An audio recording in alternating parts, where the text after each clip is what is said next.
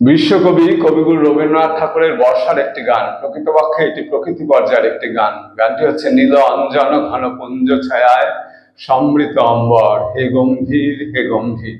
গানটি রচনাকাল 26শে শ্রাবণ 1336 বঙ্গাব্দ, ইংরাজির 11ই অগাস্ট 1929 খ্রিস্টাব্দ। কবি যখন শ্রীনিকেতনে ছিলেন তখন গানটি রচনা করেছিলেন।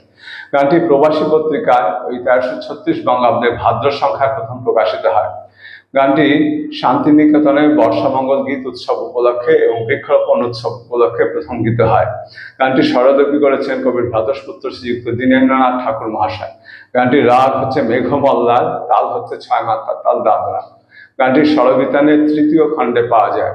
আমার শ্রদ্ধেয় শিক্ষক শ্রীযুক্ত সুব্রত সেনগুপ্ত মহাশয়ের কাছে গানটি শেখা। গানটি গেয়ে শোনাচ্ছি। নীল অঞ্জন ঘন পুঞ্জ ছায়ায় সমৃত অম্বর, হে গম্ভীর হে গম্ভীর। নীল অঞ্জন ঘন পুঞ্জ ছায়ায় সমৃত অম্বর, হে গম্ভীর হে গম্ভীর।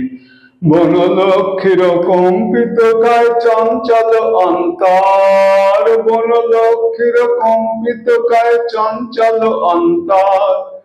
ঝঙ্কৃত তার ঝিল্লির মন্দির, ঝঙ্কৃত তার ঝিল্লির মন্দির, হে গম্ভীর হে গম্ভীর।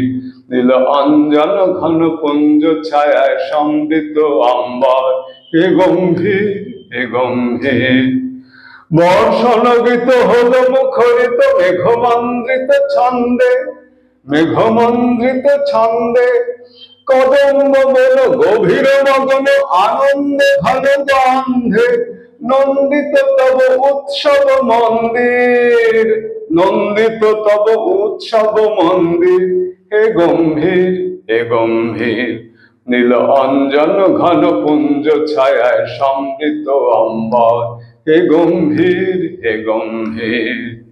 দহন শয়নে তপ্ত ধরণে পড়েছিল পিপাসার তা, পাঠালে তাহারে ইন্দ্রলোকে অমৃত বাড়ির বার্তা।